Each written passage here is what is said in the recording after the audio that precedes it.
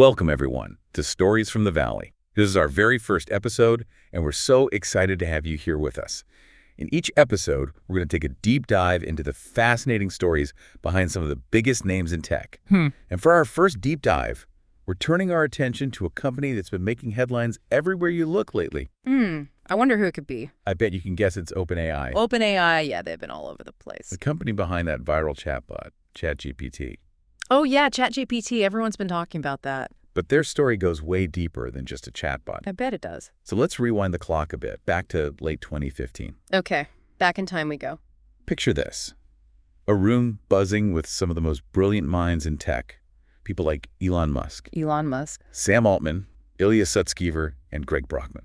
Wow, that's a pretty impressive lineup. These folks weren't just dreaming about the future of AI. They were grappling with a really huge question. What was it? What were they trying to figure out?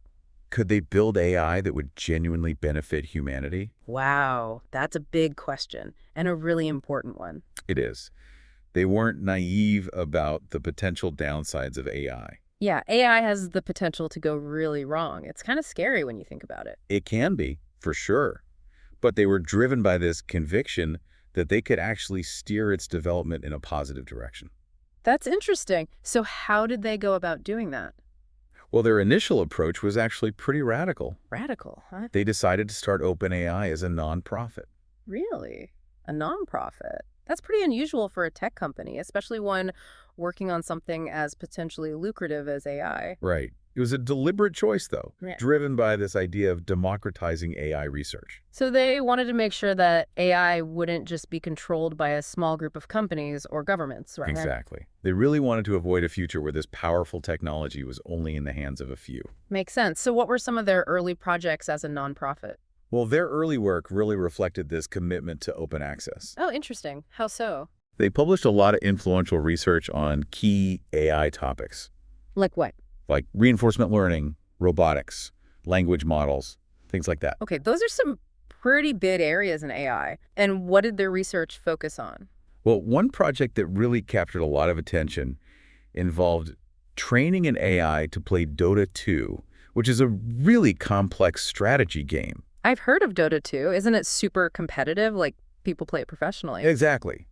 And their AI was actually able to learn strategies and adapt to opponents in ways that surprised even some of the most seasoned Dota 2 players. Wow, that's pretty impressive. So what did they learn from that project? Well, it really demonstrated the potential of reinforcement learning, especially in complex environments. And I'm guessing those lessons had implications beyond just playing games, right? Right. It showed how AI could potentially tackle all sorts of complex real-world problems. I see. So they were making some big strides in research, pushing the boundaries of what AI could do. Yeah. But then came GPT, and that's when things started to shift pretty dramatically for OpenAI. GPT. What's that? GPT stands for Generative Pre-trained Transformer. Okay, but what is it exactly? It's actually a series of language models they developed. Language models. So these models are trained on language, like text and code. Exactly. They're trained on massive amounts of data, and they're able to do things like write, translate, even generate different creative content in ways that nobody had really seen before. So that's where things started to change for OpenAI. It was a real pivotal moment. In what way? It became pretty clear that OpenAI wasn't just a research lab anymore. They were going to be a major player in the tech world. Exactly. And that's where their capped profit model comes into play, right? Yeah, exactly. To keep pace with all this rapid development, OpenAI needed a lot more funding. Sure, AI research is expensive. So they made the decision to transition from a nonprofit to a for-profit model. That's a big change. But I thought you said capped profit. Right, there was a twist. Okay, what was the twist? They put a cap on investor returns. So they were still trying to find a balance between the need for investment and their original mission of making sure AI benefits humanity. Exactly. I mean, it's certainly an interesting approach, but did it really address those concerns about profit motives driving AI development? Well, that's a question that's still up for debate. Some people argue it was just a symbolic gesture. And others believe it was a genuine attempt to find a middle ground.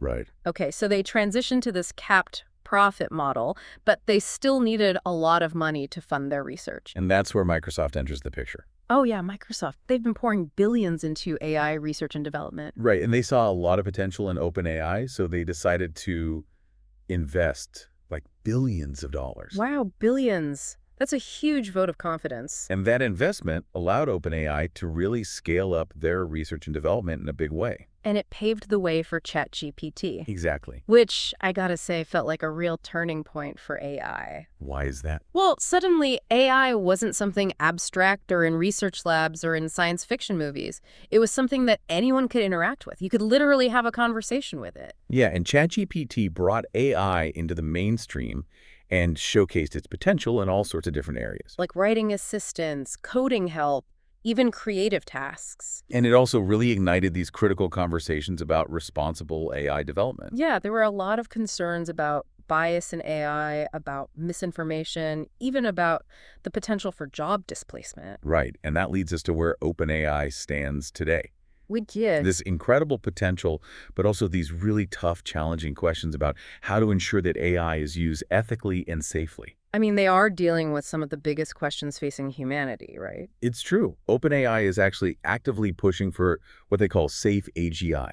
AGI, what's that? It stands for Artificial General Intelligence. Okay, and what does safe AGI mean?